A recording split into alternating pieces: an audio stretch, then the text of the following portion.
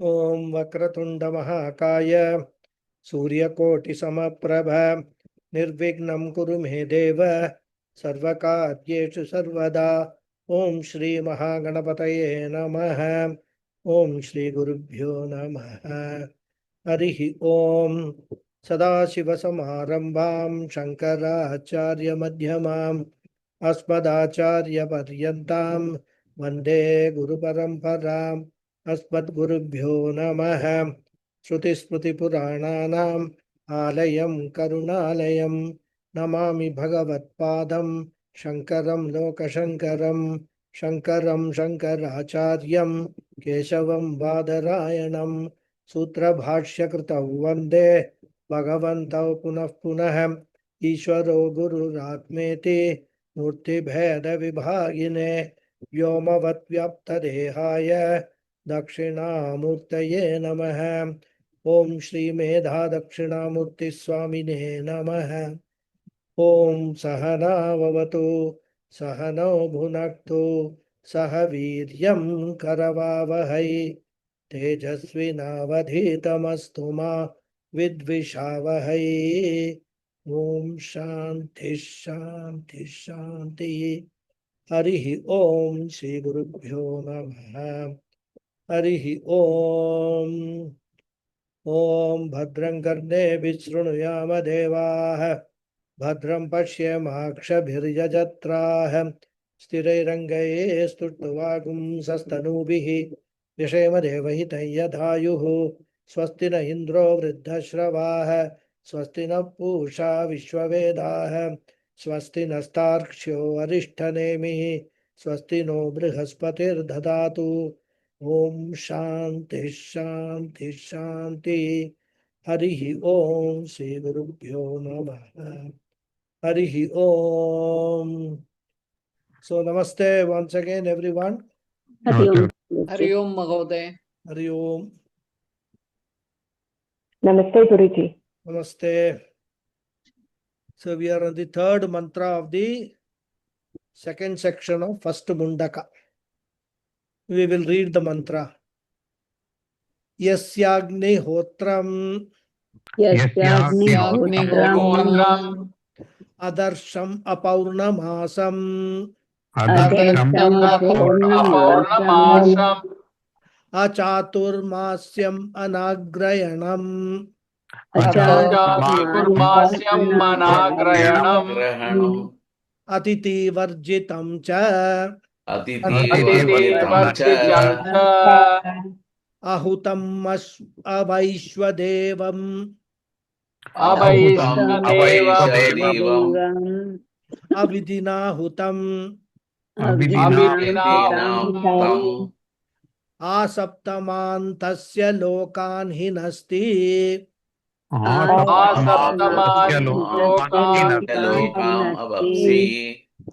हिनस्ति।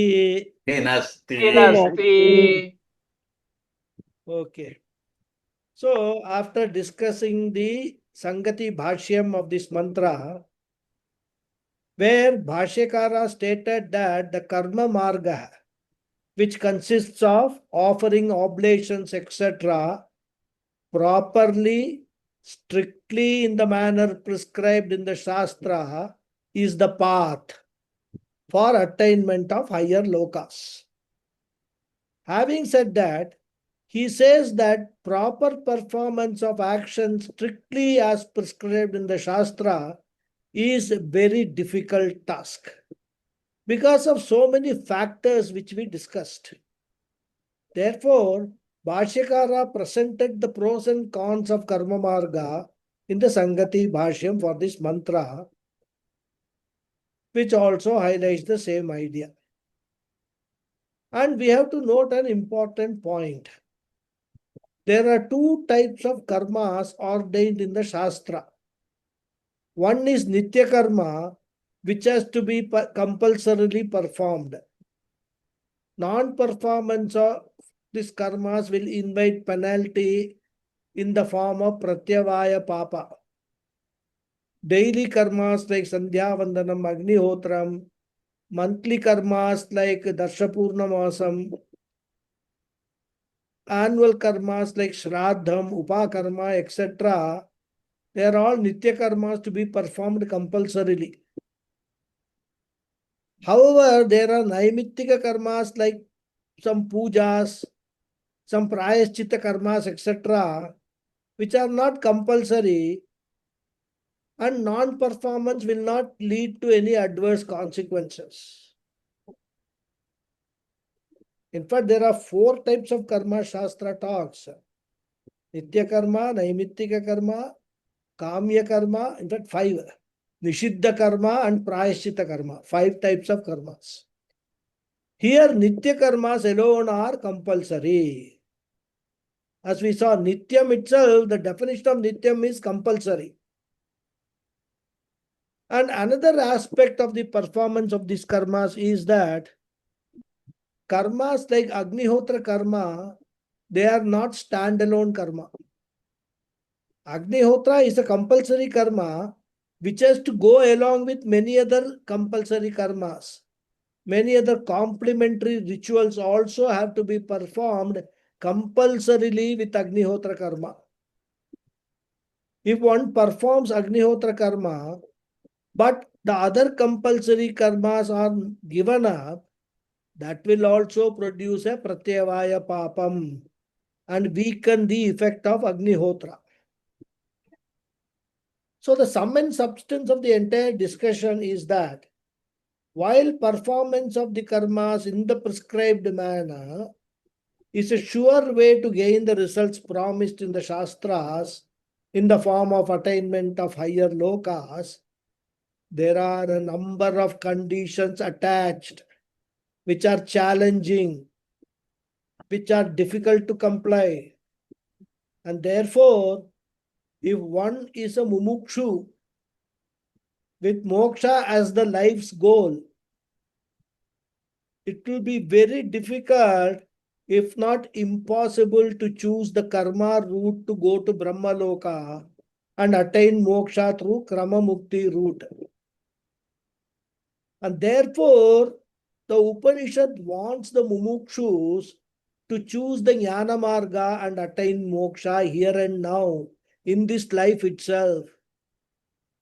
And with this purpose in mind, this mantra discusses the difficulties involved in the performance of the karmas. And this mantra, while giving a list of such complementary rituals which have to be compulsorily performed, says that Agnihotra will be beneficial only if it goes along with other Nitya karmas, other compulsory karmas, either monthly or yearly, etc. It starts with Darsha and Paurnamasa rituals.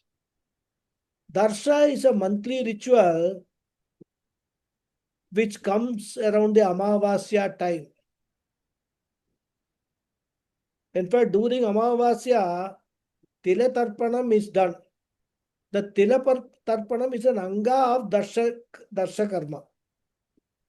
It's called Darsha Shraddham. The actual ritual is to be performed on the Prathama, the day after Amavasya, but it begins on Amavasya. So one can actually perform it in Amavasya also. And this Darsha karma should be done every month. Similarly, Paurnamasa is a ritual to be done on the Prathama, but beginning with Paurnamasya. It is also a monthly ritual and a compulsory ritual. And this Darsha Paurnamasa yaga is considered to be a very important yaga because many other karmas are modeled on the Darsha கொஞ்சம் Paurnamasa. தண்ணி குடுக்குறேளா? Who is that? Unmuted.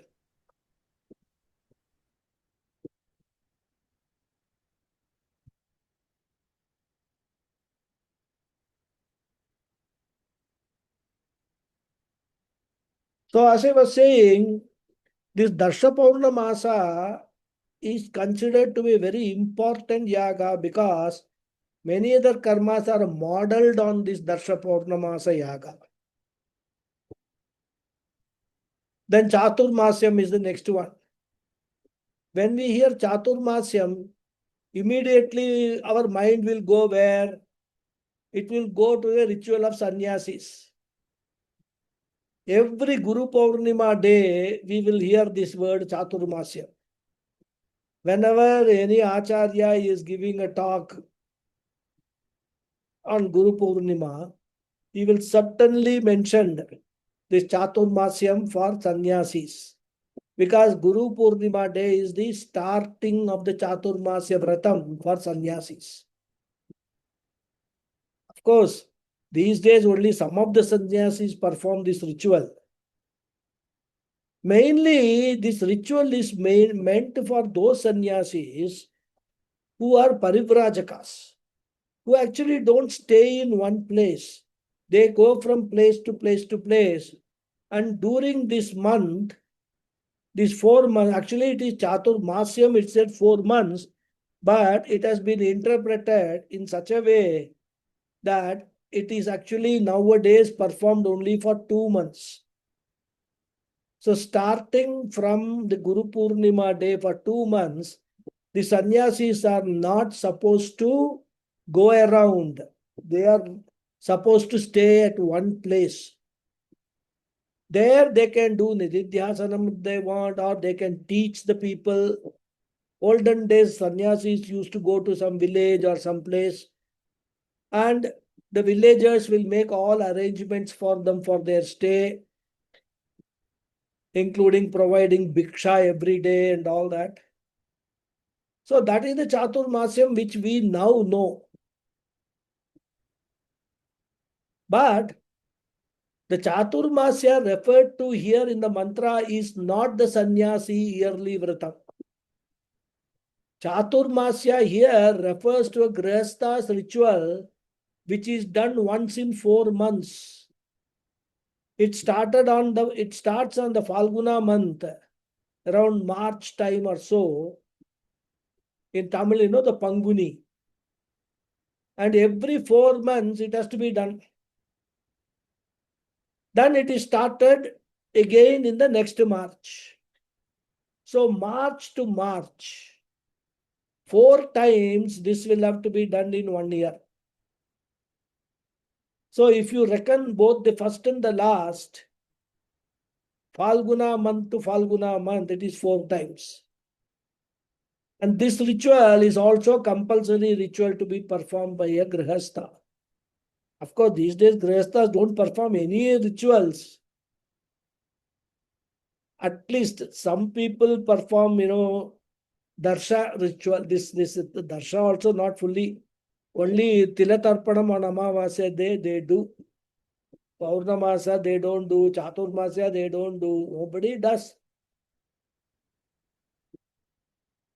But I have seen in Kashi, in Varanasi, there are some priests who still follow all these religiously. They follow. I have not seen anywhere else these things being performed. Anyway, so this Chaturmasya, which is referred to in the mantra, is a ritual to be performed by the grihastha. And this Chaturmasya ritual is glorified in the Veda. And therefore, the Purva Mimamsaka people, they quote this mantra very often. There is a mantra glorifying the Chaturmasya ritual. The mantra says, for a grihastha ritualist who is performing Chaturmasya ritual 4 times a year, for him, Akshaya Sukrutam Bhavati. Means what? Punyam is generated, a large quantity of Punyam is generated. It is not just Punyam. It is Akshaya Sukritam, Akshaya Punyam.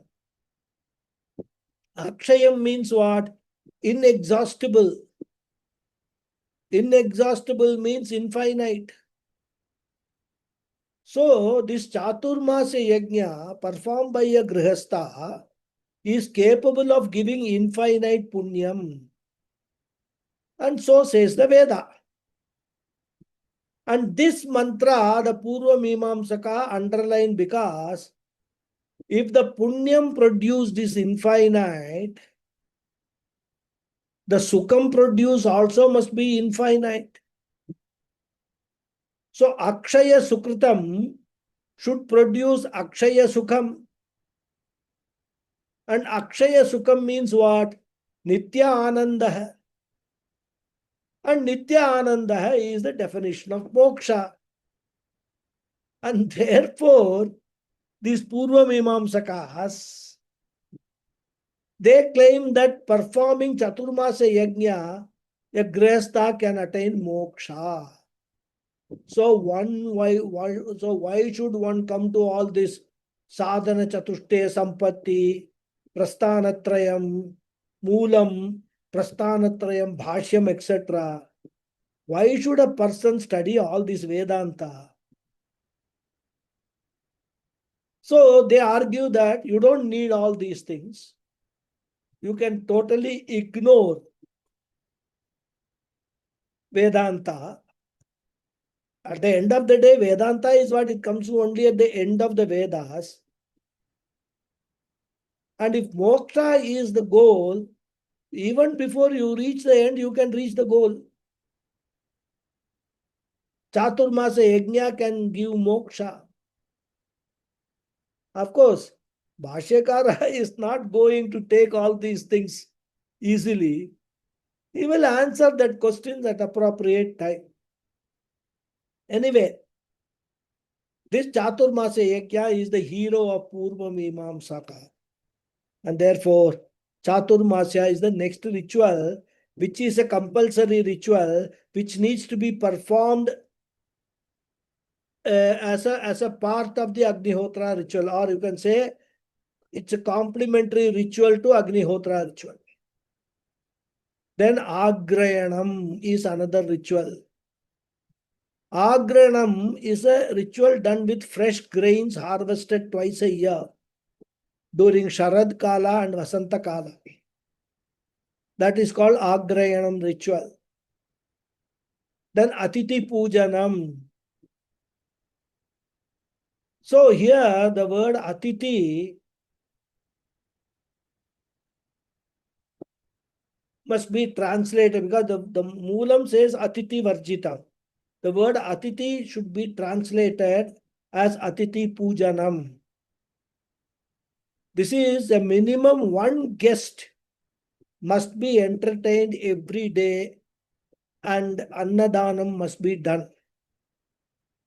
And in the Panchamahayajnas that we keep on discussing quite often, the Atiti Pujanam is taken as Manushya Yajna. We generally translate Manushya Yajna as social service because Atiti Pujanam and all nobody does. But the Vedic definition of Manushya Yajna is daily giving Annam to one Atiti. And Atiti, mind you, is not a guest whom you invite for a meal. That is not Atiti, that is Titi. With appointment, a guest comes, that is not Atiti. Atiti literally means without appointment.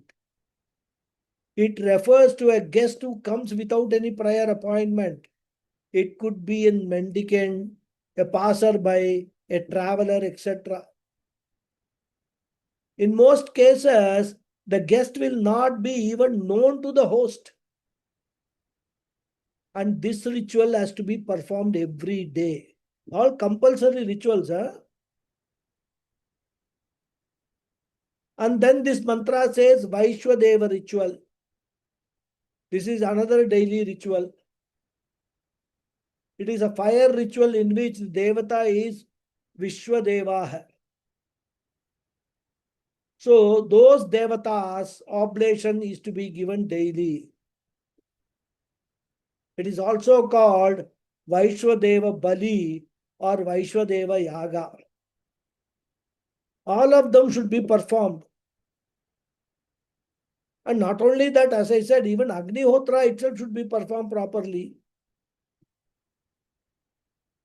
Properly means what?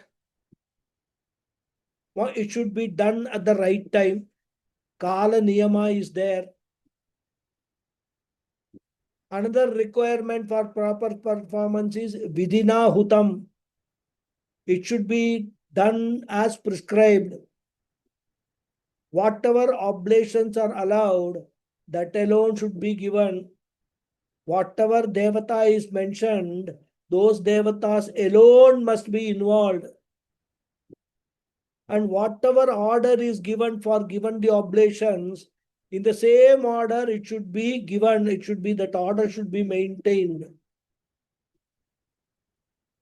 And if Agnihotra is done properly, and all other rituals are also added, then Agnihotra will give a result. This is what the mantra wants to say. But it puts it in a negative language. It says, if Agnihotra is not done along with other rituals, then that incomplete, inefficient, defective Agnihotra will not produce result. It will actually destroy the result. A deficient Agnihotra will destroy the result. Destroy means what? It will not produce the result. This is the gist of the mantra. Now let us see the words of the mantra. Yasya. Yasya refers to the Yajamana. For a person for whom Agnihotram adarsham. The Agnihotra karma is adarsham. Adarsham literally means invisible. But in this context, we can translate as without. So for the person for whom the performance of Agnihotra karma is without or not accompanied by Paurnamasam, without darsham first, correct. Darsha Paurnamasa, not accompanied by Darsha Yaga and also by Paurnamasa Yaga. Then Achaturmasyam, without the company of Chaturmasya karma. Chaturmasya karma, the Grihastha Chaturmasya karma, not the Sannyasi Chaturmasya karma. Then Anagrayanam means without Agrayanam, without a ritual called Agrayana, the harvesting festival, harvesting ritual. And Atiti Varjitam cha. Varjitam means without. Atiti. As I said here, Atiti represents Atiti Pujanam. So, Atiti Varjitam means without worshipping the guest. So, the person does the Agnihotra karma, but an Atiti, a guest comes, and that guest is turned away. Then Agnihotra karma becomes deficient. And this is a very important karma emphasized in the Shastra. In fact, the Taittiriya Upanishad says, Matrudevo bhava, Pitrudevo bhava, Acharya devo bhava, Atiti devo bhava. So, a guest coming without being invited is considered as though Bhagavan himself is coming to the house. Therefore, for a Grihastha, Atiti Pujanam is very important. In fact, I know of a person in Bombay, of course, very prosperous person, well-to-do person. In his house, the kitchen works 24 hours. Whoever goes to his house, he will not be allowed to go away, go out, go back without having at least something. If you go during lunchtime, you will be fed full lunch, any number of persons. He believes in this Atiti Pujana. So when a guest comes, the grihastha has to first, of course, he does not do all these things. How a grihastha should treat a atithi is also mentioned in the Shastra. The grihastha has to first wash the atithi's feet. Because he would have come a long way, the feet will be dirty.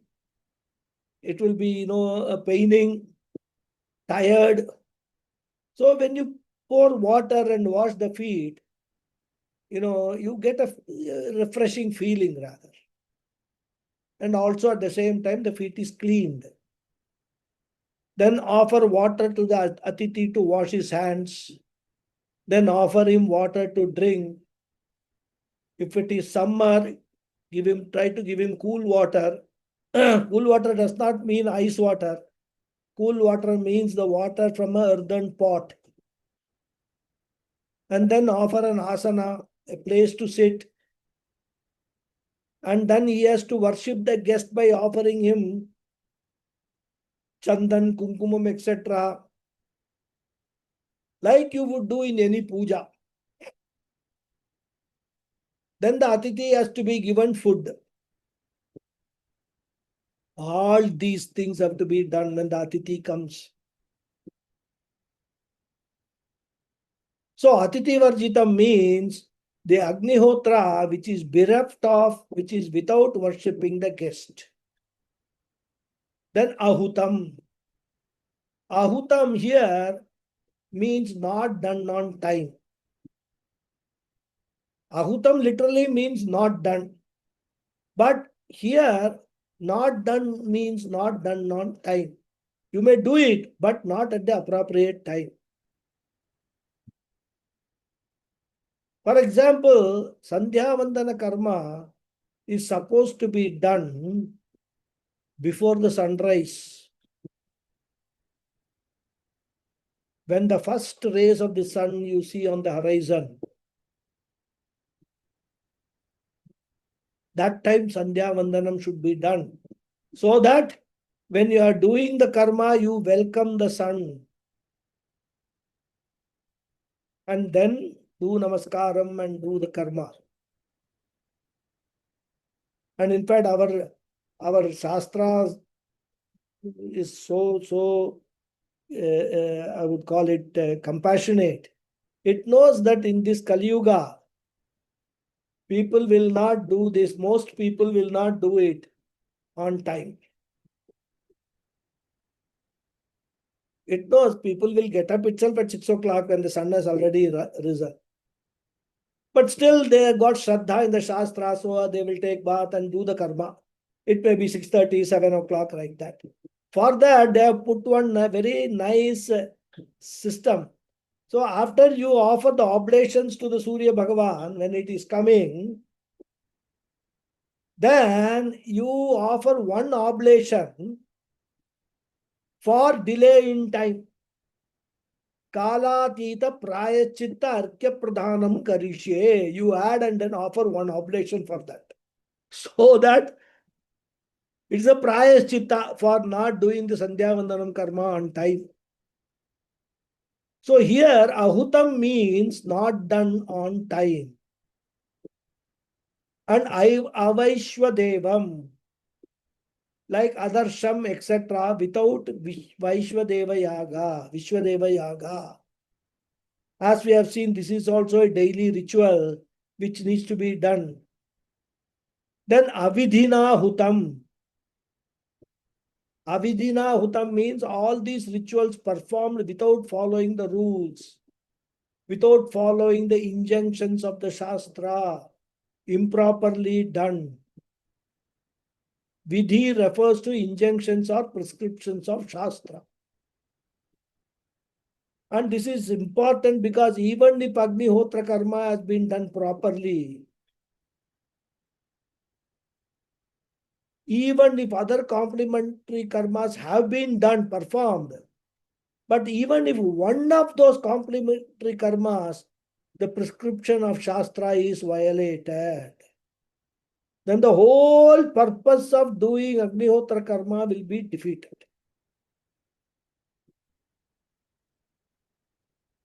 It's just like, when you are boiling milk, suppose a drop of something falls, the whole milk will be completely curdled. So this highlights the care and perfection with which all these karmas have to be done. One has to meticulously follow all the prescriptions of the Shastra for the Agnihotra karma to give its promised results. Mind you, the result is promised for Agnihotra karma, which is what Swargaloka Gati. But that will be given only if all other things are all in place. Negatively put, if there has been a breach in following the injunctions of the Shastra, the results of the Agnihotra karma will be destroyed. And this is what is said in the last quarter of the mantra. Asaptaman tasya lokan hinasti. Hinasti means destroys. What does it destroy? Asaptaman lokan. Up to and including the seventh loka. That is all the seven lokas. For whom? Tasya.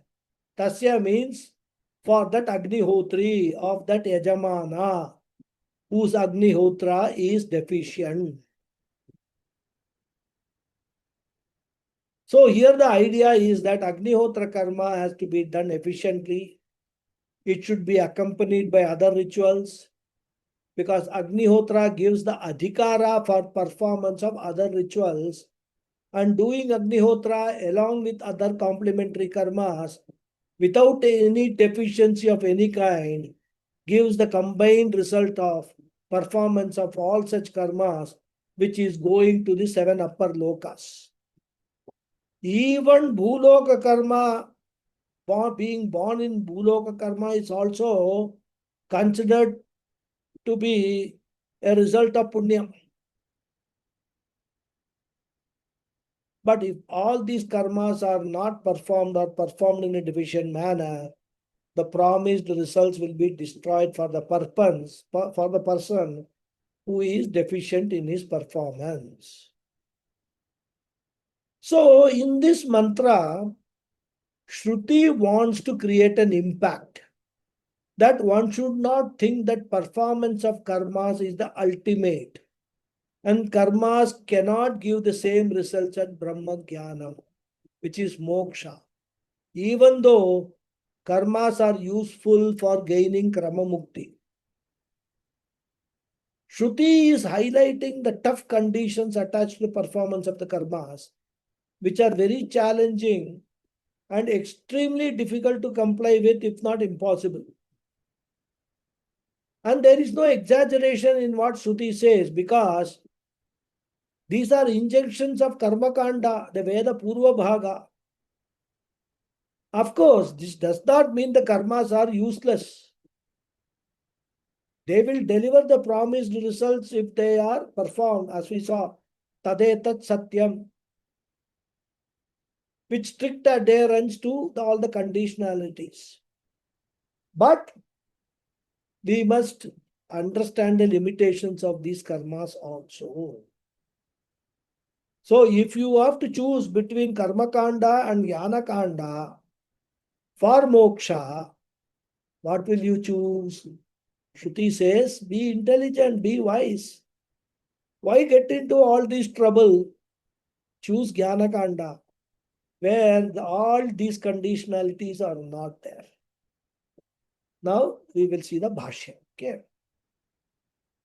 So as usual, we will read the whole Bhashyam and then discuss each sentence. It's a bit long Bhashyam, but still we will read the whole.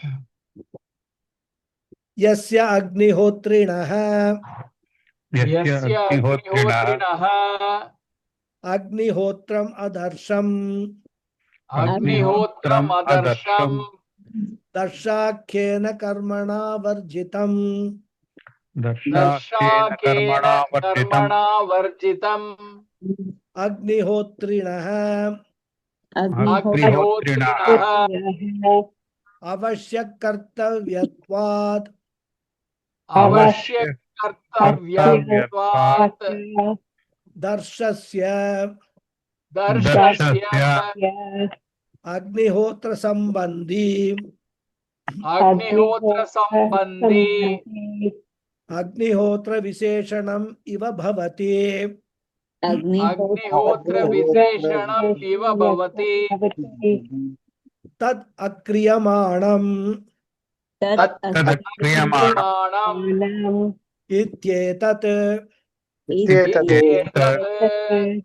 तथा अपौर्णमासम इत्यादिषु अपि अग्निहोत्र विशेषणत्वं अग्निहोत्र विशेषणत्वं द्रष्टव्यम् अग्निहोत्र अंगत्वस्य अग्निहोत्र अंगत्वस्य अविशिष्टत्वात् अविशिष्टत्वात् अपौर्णमासम् अपौर्णमासम् पौर्णमास कर्मवर्जितम् पौर्णमास कर्मवर्जितम् अचातुर्मास्यम् अचातुर्मास्यम् चातुर्मास्य कर्मवर्जितम् चातुर्मास्य कर्मवर्जितम् अनाग्रयणम् अनाग्रयणम् आग्रयणं शरदाधिकर्तव्यम् आग्रयणं शरदाधिकर्तव्यम् तच्च न क्रियते यस्य तच्च न क्रियते यस्य तथा अतिथिवर्जितं च तथा अतिथिवर्जितं च अतिथिपूजनं च अतिथिपूजनं च अहन्यहनि अहन्यहनि अक्रियमाणं यस्य अक्रियमाणं यस्य स्वयं सम्यक् स्वयं सम्यक् अग्निहोत्रकाले अग्निहोत्रकाले अहुतम् अहुतम् अदर्शादिवद् अदर्शादिवत् अवैश्वदेवम् अवैश्वदेवम् वैश्वदेव कर्मवर्जितम् वैश्वदेव कर्मवर्जितम् हूयमानम् अपि हूयमानम् अपि अविधिना हुतम् अविधिनाहुतम् न यथा अहुतम् इत्येतत् न यथा हुतम् इत्येतत् एवम् एवं दुस्सम्पादितम् दुःसम्पादितम् असम्पादितम् असम्पादितम् अग्निहोत्रादि अग्निहोत्रादि उपलक्षितं कर्म उपलक्षितं कर्म किं करोति किं करोति इत्युच्यते इत्युच्यते आसप्तमान् आसप्तमान् सप्तमसहितान् सप्तमसहितान् तस्य कर्तुः कर्तुः लोकान् हिनस्ति लोकान् हिनस्ति हिनस्ति इव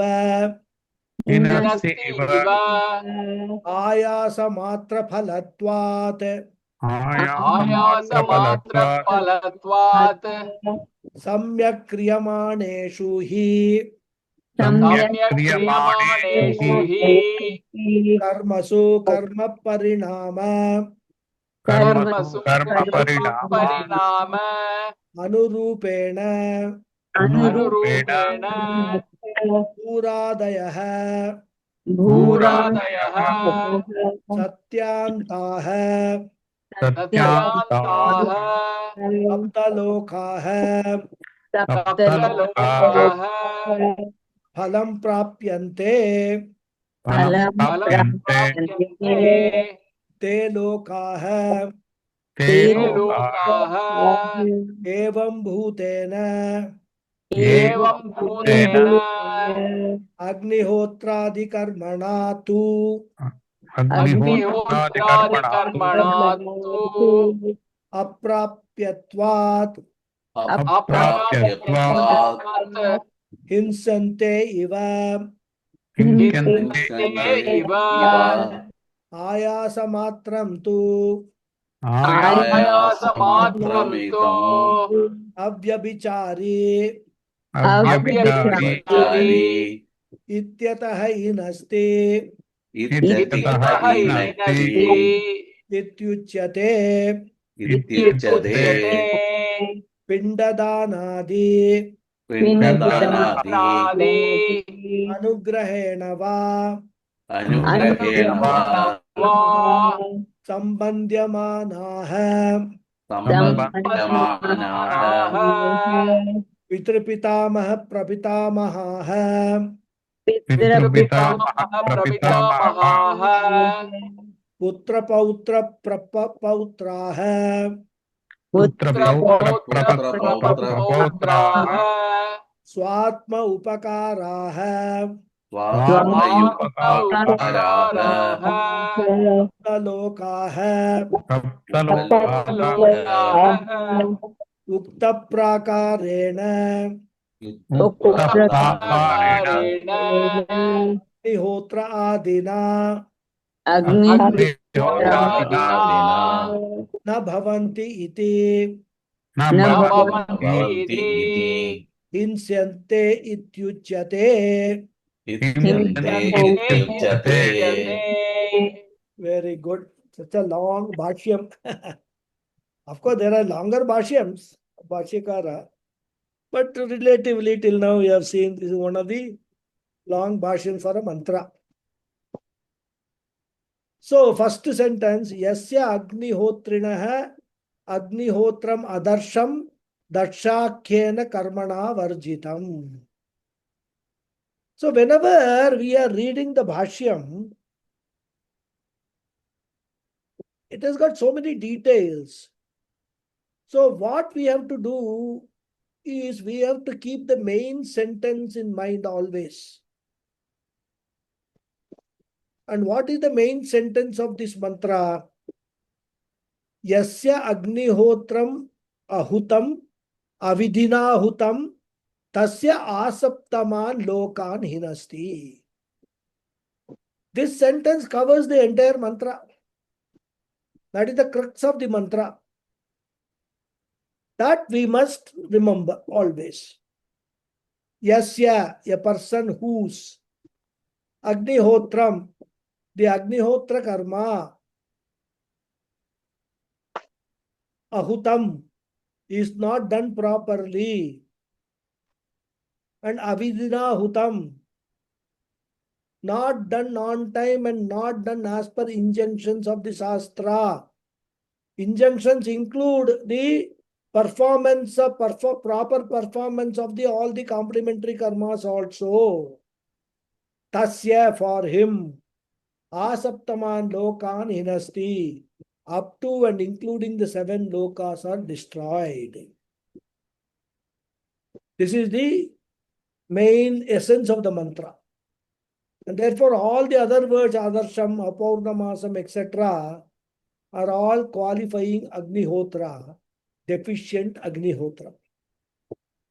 So Bhashyakara says, Yasya Agnihotrinaha. Yasya is there in the Moolam. Bhashyakara says, Yasya means Agnihotrinaha. Whose means, that is, Yasya means whose, literally means whose. Whose means the Agnihotri. Of the Agnihotri, of the person who is doing Agnihotra karma. So, whose Agnihotram Adarsham? A person whose Agnihotra is Adarsham. Bhashyakara says Adarsham means Darshakena Karmana Varjitam. Varjitam, as we have seen, means without. Without what? Darshakhyena karmana. Without the performance of the ritual called darsham.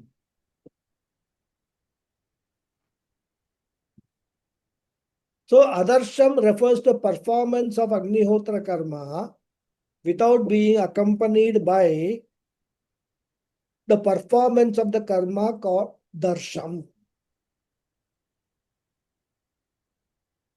So person does Agnihotra karma but does not do darsha karma. Then his Agnihotra will be called adarsha karma. We have discussed all these things while seeing the meaning of the mantra, the words of the mantra. So for Sanskrit students, a little bit of grammar as to how this Amavasya is called Darsha. It's an interesting derivation, so I felt like sharing. The word Darsha means Drishyate Shastra Drishtaya Surya Chandra Ekatra Stitau Yatra. Drishyate Shastra Drishtya Surya Chandra Ekatra Stitau Yatra. So Amavasya is the day when Shastra Drishtya, from the standpoint of astrology, the sun and moon can be seen in the sky simultaneously. Generally, what happens is, when the sun is there, moon cannot be seen.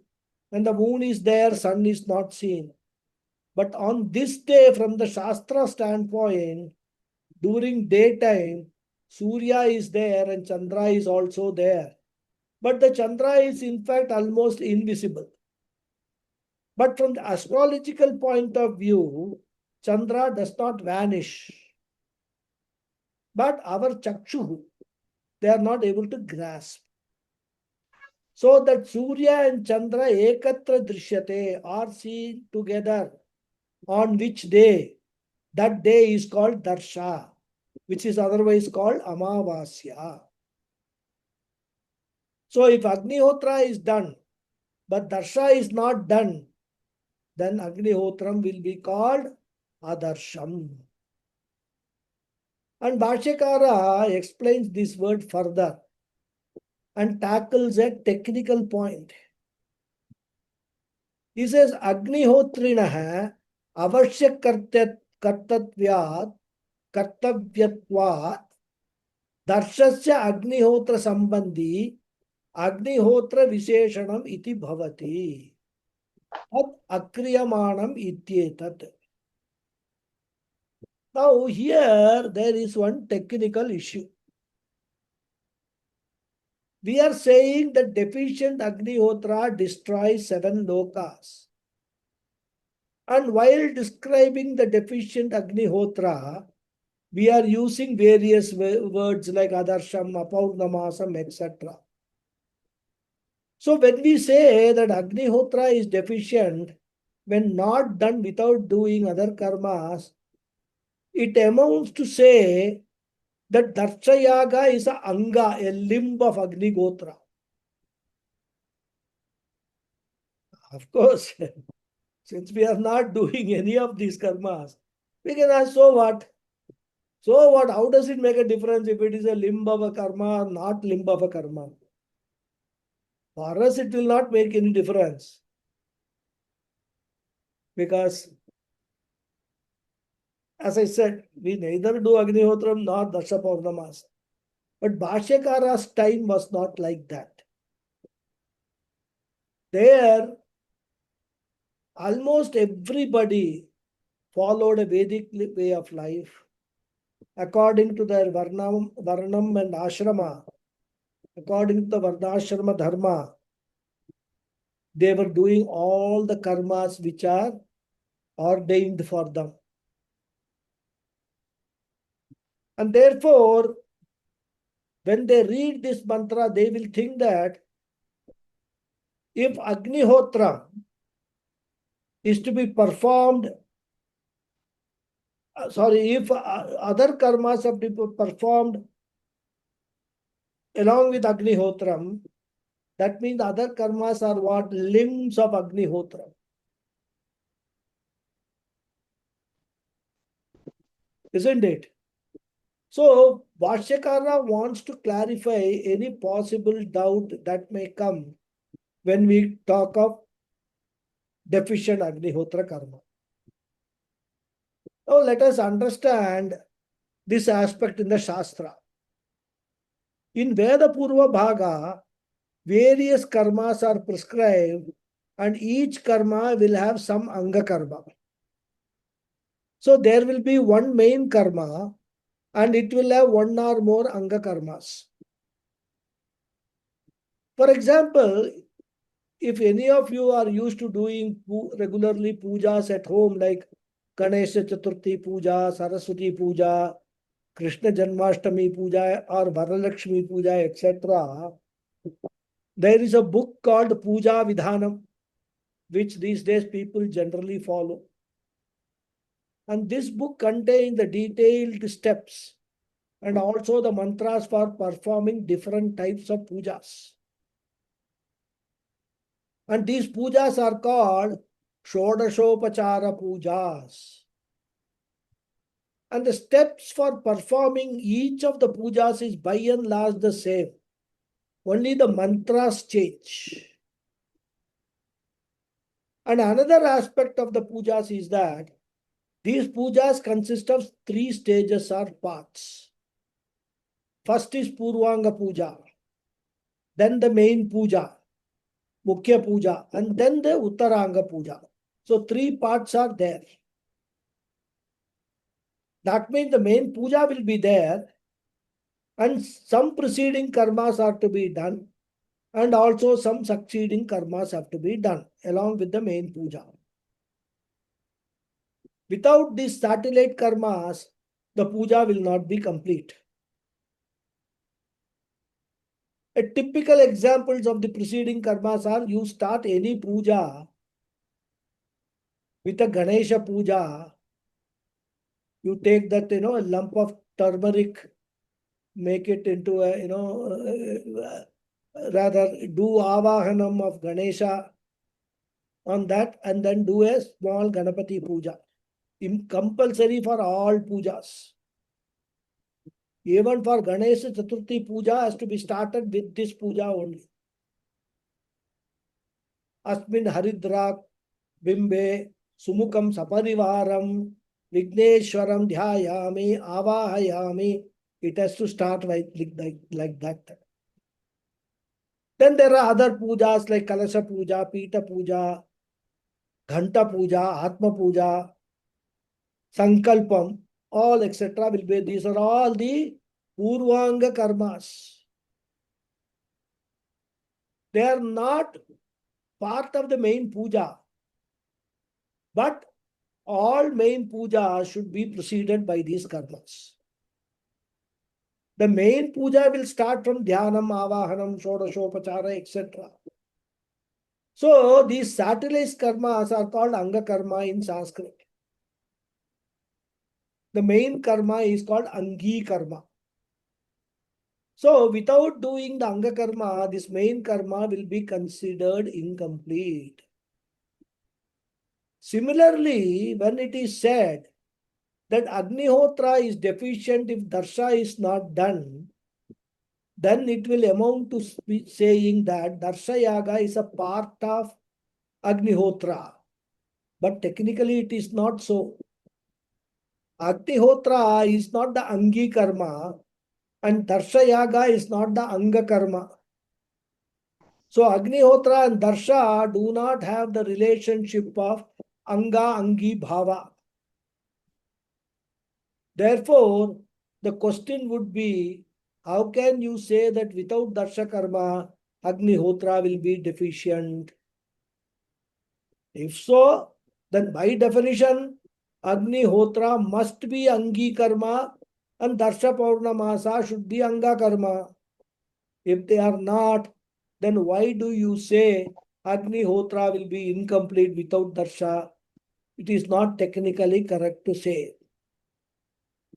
Now, All these are discussions for those who know those things in depth. For those who do not know anything, it will not make any difference. Even some of them may find it difficult to understand and sometimes even find it boring. And that is why generally Acharyas don't teach Bhashyam easily. Because when we teach Bhashyam, we have to go deep into so many aspects. In fact, one of the aspects of the Bhashyam is Sanskrit. The language itself, the grammar of the language, how each word is derived, etc.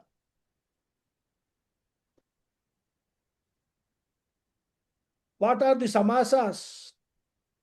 What type of samasa is there? So actually, when you study the Bhashyam, and if you know the Sanskrit grammar, Bhashyam study becomes a practice for Sanskrit grammar.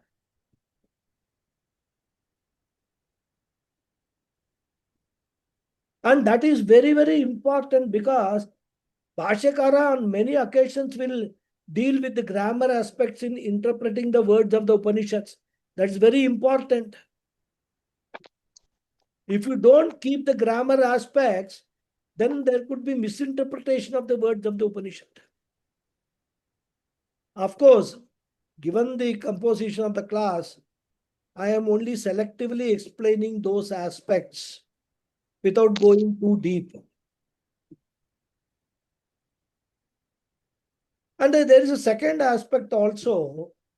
An exposure to Veda Purva Bhaga is also very useful because, as we have seen earlier during Bhashyakara's time, the main opponents of Bhashyam, the Purva Pakshis, were the Samuchayavadis, who held the view that jnana needs to be combined with karma for attaining moksha.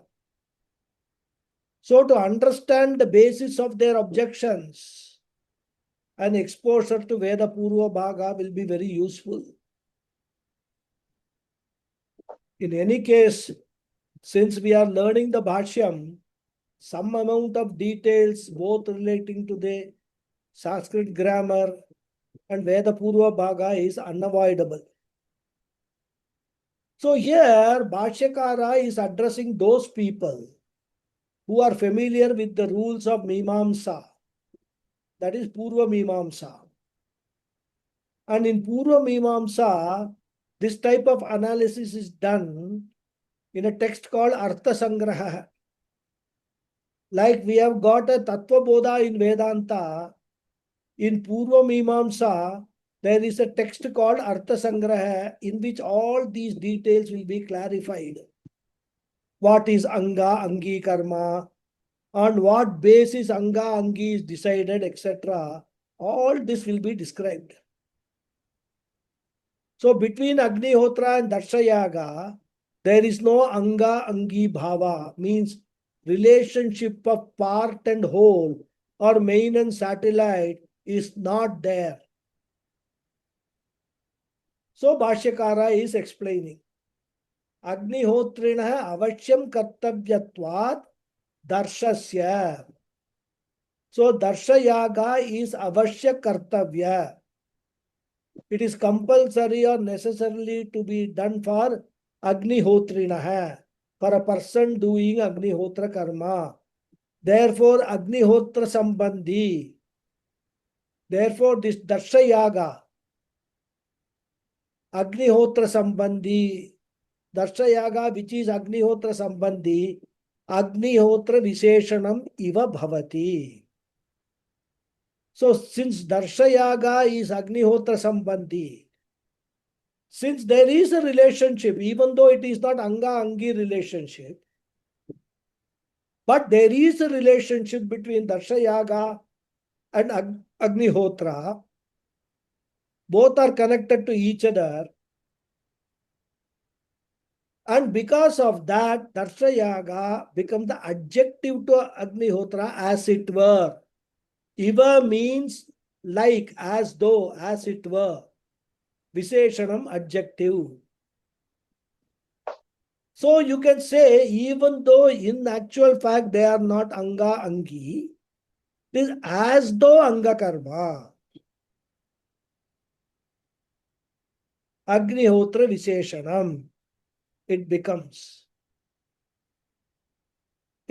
as though sacrilegious karma, even though from Shastric point of view, it is not so. That is why he says, Iva Bhavati. It becomes as though Anga. So we'll see more in the next class. Om Purnamadav Purnamidam Purnad Purnamudachyate Purnasya Purnamadhaya Purnameva Visishyate Purnameva Sishyate Om Shanti Shanti Shanti. Harihi Om Sri Gurubhyo Namaha. Harihi Om. ಧನ್ಯವಾದ ಗುರುಜಿ. Dhanyavada. Thank you all very much.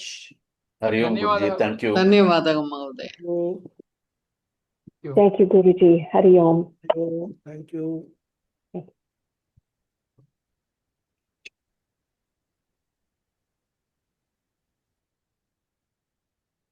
Okay. Any questions?